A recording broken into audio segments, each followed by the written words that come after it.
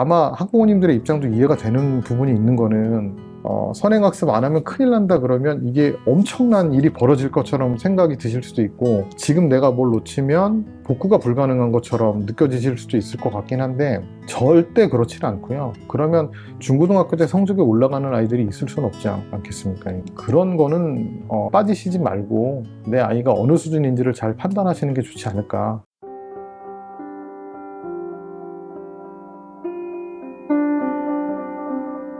작가님은 21년차 현직 고등학교 수학교사로서 학교에서 수많은 학생들을 지도해 오셨는데요. 요즘 아이들의 수학 학습 수준과 태도에서 가장 크게 체감되는 변화는 무엇이며, 특히 이제 교육 현장에서 심화되고 있는 수학 양극화 현상에 대해서 어떻게 보시는지? 가장 크게 느껴지는 변화는 학생들이 공부를 잘 못한다라는 측면인데요. 그 공부를 잘 못한다는 게 우리가 대명사처럼은 성적이 안 좋은 걸로 하는데, 성적 얘기가 아니라 공부라는 행위를 잘 못한다는 느낌을 많이 받을 때가 있고요. 그래서 제가 책에서도 언급했던 거는 공부라는 단어를 동사로 좀 봐야 되지 않을까. 그러니까 공부라는 행위를 잘 못하니까 학생들이 뭔가 힘든 상황이 자기한테 닥쳤을 때 이겨내지 못하고 그냥 포기하고 그러는 것들을 좀 많이 보게 되는 것 같고요. 그래서 얼마 전에 발표된 그 피사 결과에 따르면 상위권 학생들이 많이 포진되어 있는 것처럼 우리나라가 잘 표현이 되긴 했지만, 사실은 자신감을 뜻하는 자효능감에서는 아주 낮은 순위를 기록을 했거든요. 그러니까 학생들이 그만큼 행복하게 공부하지 못하고 있는 게 아닌가라는 측면이 좀 있고요. 그 결과는 국가 학업 수준 성취도 평가에서도 양극화가 굉장히 심한 걸로 드러나서 학생들이 공부하는 행위에 대해서 좀 어려움을 더 많이 겪고 있지 않나라는 생각을 좀 하고 있습니다. 중위권, 하위권이 예전에 좀 골고루 분포되어 있었다면 요즘에는 중위권이 없다, 뭐 이런 말씀이신가요? 예, 학교에서 수업을 하다 보면 좀 안타까운 면이 뭐냐면, 학교에서는 현실적으로 중위권을 대상으로 수업을 할 수밖에 없는데, 사실은 교실에 들어가면 그 수업의 대상이 중위권들이 존재하지 않는 좀 이상한 상황이 펼쳐지기는 하거든요. 상위권인 학생들은 이미 선행학습을 끝나고 와서 다 알고 있는 상태고, 하위권 학생들은 너무 원래 배우고 있는 거하고의 거리가 크니까 공부를 포기한 상태고, 아니면 이런 수학 양극화 현상을 봤을 때 이게 우리가 그동안 10년 동안 아이들한테 수학을 강요했던 결과인데, 어른들이 너무 진도, 심화학습에만 강조를 해서 아이들의 심리에 대한 고려는 전혀 없지 않았나라는 안타까움이 좀 있고요. 그러니까 중위권 학생들이 상위권으로 올라가고 뭐 이런 현상들이 예전엔 많았는데, 지금 하위권 학생들이 거의 공부를 포기하는 경향이 좀 커서 고착화되는 현상이 좀 많이 보이는 게 좀 안타까운 면이 있습니다. 그러면 그 작가님은 고3 담임 선생님을 되게 오래 하셨잖아요. 그러면 그 1대1 학업 상담에서 아이들이 가장 많이 이야기하는 수학 관련 고민? 그리고 특히 공부를 해도 성적이 오르지 않아요, 이렇게 하는 학생들에게 하실 수 있는 조언이 어떤 건지. 상담을 하다 보면 제일 많은 질문은 좋은 공부 방법이 뭔가요? 좋은 책이 뭔가요? 좋은 강의는 어떤 걸 들어야 되나요? 질문이 제일 많습니다. 근데 사실 그 학생들은 안타까운 측면으로 지금 그런 질문을 했을 텐데, 결국은 컨텐츠의 문제라고 생각을 하는 거죠. 그러니까 방금도 말씀드렸지만 공부라는 행위를 제대로 하지 않기 때문에 수학이 어려운 건데, 내가 컨텐츠가 잘못됐나? 라는 측면이 좀 큰 것 같습니다. 그래서 가끔 학생들한테 농담으로 공부 잘하는 학생은 운이 좋게 좋은 공부 방법을 택했기 때문에 공부를 잘하고, 공부 못하는 애들은 운 나쁘게 나쁜 공부 방법이라 못하는 것 같냐? 라고 질문을 할 때가 있어요.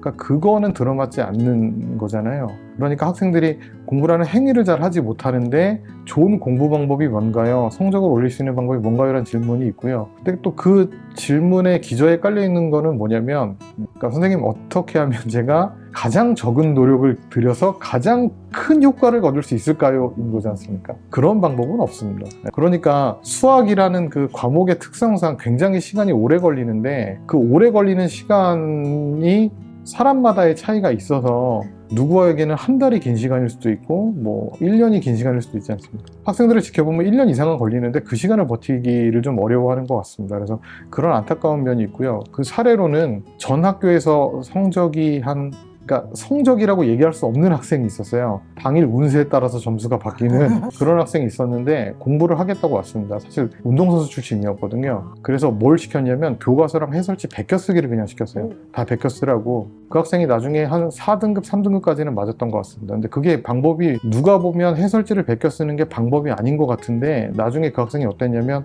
내가 이거 예전에 베껴쓴 건데? 라고 하면서 혼자 풀어보다가 늘어난 거거든요. 그러니까 좋은 공부 방법이라는 허상에서 좀 벗어나야 되지 않을까 생각이 좀 있습니다. 그래서 방금 질문 주셨던 그 아무리 공부해도 성적이 오르지 않아요 라는 측면이 긍정적으로는 아까도 말씀드렸지만 수학은 시간이 오래 걸리니까 그 긴 시간 동안 그 중간이었던 학생들이 있습니다. 그래서 시간을 조금 더 기다리면 할 수 있는, 그러면 그 학생들한테는 네가 하는 방법이 맞으니까 잘 따라오거라 라고만 얘기를 해주면 되는데 그게 아니고 문제가 되는 학생들이 좀 있거든요. 그러니까 첫 번째가 이제 선생님 아무리 공부해도 성적이 오르지 않아요 라고 했을 때 아무리 공부해도가 틀린 학생들이 있어요. 그러니까 본인은 공부를 했다고 생각하는데 하루 종일 수업만 듣고 다니고 하루 종일 할 줄 아는 것만 하고 다니고, 제가 농담 삼아 하는 얘기 중에 저술 작업을 하는 애가 있습니다.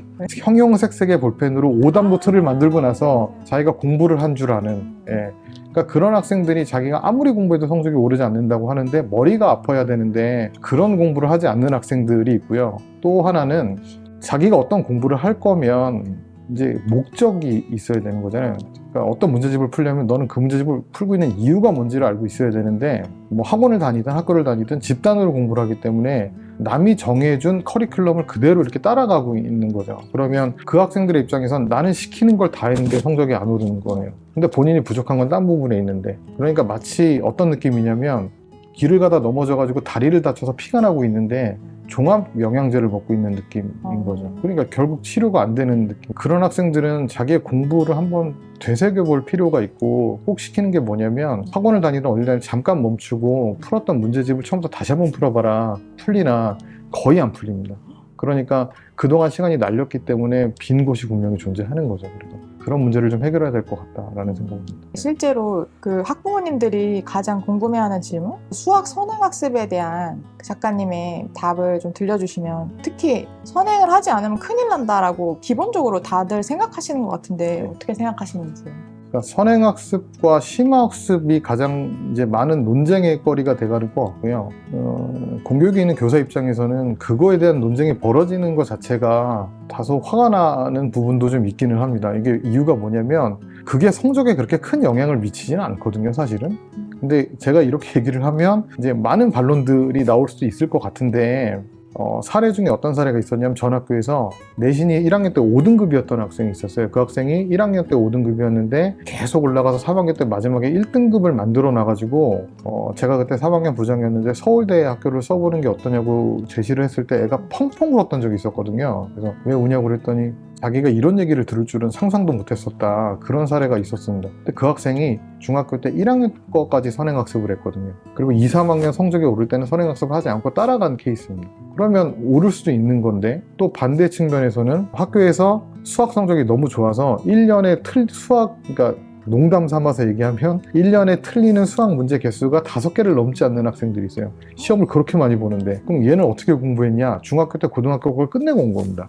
그러면 선행학습을 하는 게 도움이 되냐, 도움이 되지 않냐? 선행학습을 하는 게 도움이 안 될 수는 없습니다. 그러니까 선행학습이 도움이 안 된다고 얘기하는 거는 거짓말인 거죠. 왜냐면 많은 사람들이 공부 잘하려면 어떻게 해야 돼? 라고 얘기했을 때 예습복습을 철저히 해라. 선행학습은 예습이잖아요. 그러니까 선행학습이 도움이 안 될 수는 없어요. 다만 자격이 있는 사람들이 해야 되는 거죠. 그러니까 예전까에 공부했던 것들이 충분히 있다면 그냥 하면 되는 거고, 안 돼 있으면 이런 걸 좀 이렇게 메우면서 공부를 하면 되는 거기 때문에 선행학습을 하지 않으면 큰일 난다라는 논리에는 전혀 동의를 하지를 못하겠고요. 그래서 제가 말씀드리는 건 선행학습은 한다의 개념이 아니라 된다의 개념이어서 자기 학년까지 그동안 배웠던 내용들이 다 완벽하게 이루어진다면 그냥 진도를 나가면 되는 선행학습이 되는 거고, 그게 안 되면 과거 거를 하면 되는 측면인 거죠. 근데 아마 학부모님들의 입장도 이해가 되는 부분이 있는 거는, 선행학습 안 하면 큰일 난다 그러면 이게 엄청난 일이 벌어질 것처럼 생각이 드실 수도 있고, 지금 내가 뭘 놓치면 복구가 불가능한 것처럼 느껴지실 수도 있을 것 같긴 한데 절대 그렇지는 않고요. 그러면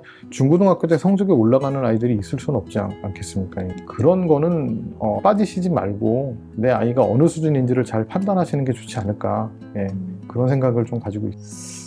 요즘 청소년들이 우울증, 이렇게 무기력감 심각한 사회 문제고 학습 의욕 저하로 이어질 수도 있고, 특히 작가님께서는 이 책에서 행복은 성적순이 아니라 성적이 행복순이라고 강조하시면서 긍정적인 정서가 공부에 결정적인 영향을 미친다고 하셨는데요. 아이들에게 긍정적 정서를 심어주고 나아가 몰입을 통한 자기주도 학습 능력을 키워주기 위해 부모가 실천할 수 있는 학습 지원 방법이 있는지. 이런 질문들이 사실은 가장 답하기 어려운 질문인 거거든요.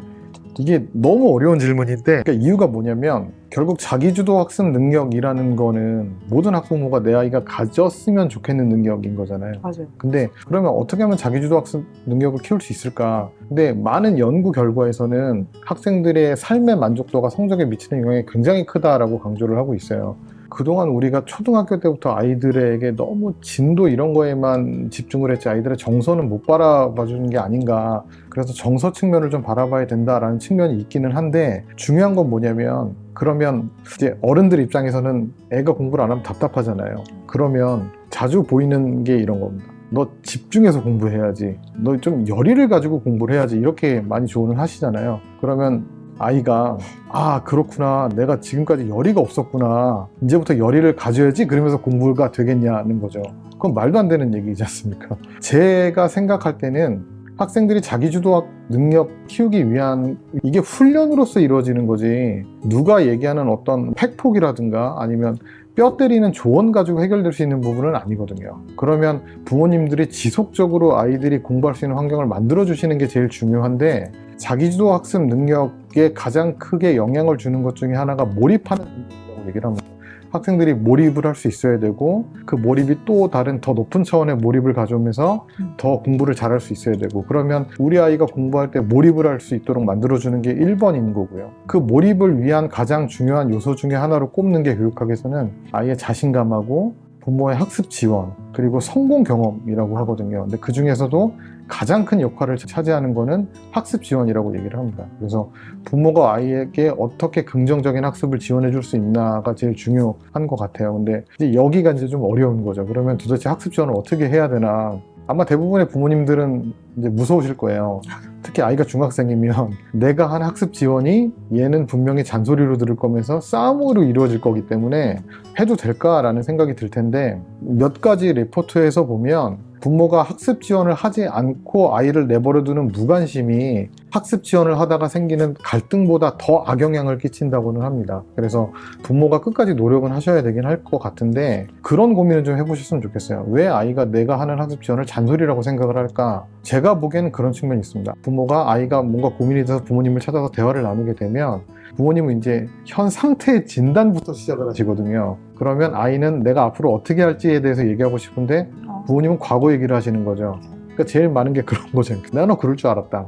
학원을 보내줬는데 왜 못해? 이렇게 돼버리니까 아이는 대화하기 싫어하는 거죠. 아이가 아마 부모님께 얘기하는 거는 도움을 청하는 거고, 그럼 부모님께서는 들어주고 같이 고민해 주시는 게 제일 좋을 것 같고요. 근데 가끔 제가 설명회 때 이런 말씀을 드리면 제가 해결책을 줄 수 없는데 어떻게 해야 되나요? 라는 질문을 많이 주세요. 근데 제 생각에는 절대로 부모님은 이 문제를 해결해 주실 수 없거든요. 전공자가 아니시기 때문에. 부모님이 가르쳐 주실 수 있는 거는, 제가 느끼기에 가장 긍정적인 거는, 문제점이 생겼을 때는 해결책을 찾고 움직여야 된다라는 거를 몸소 보여주시면서 알려주시는 게 제일 좋을 것 같습니다. 그러니까 너는 뭐가 문제라고 생각해? 그러면 뭐 예를 들면 저는 이런 문제집을 더 풀어봐야 될 것 같아요. 그럼 그래? 그러면 같이 서점에 가보자. 그래서 이렇게 하는 움직임 속에서, 그러니까 아이한테 말로 네가 문제점을 느꼈으면 방법을 찾아서 서점에 가서 문제집을 사와야지가 아니라 같이 움직여 주시면서 이럴 때는 이렇게 움직여야 하는 거구나를 알려주시는 게 학습 지원이라고 생각을 하고요.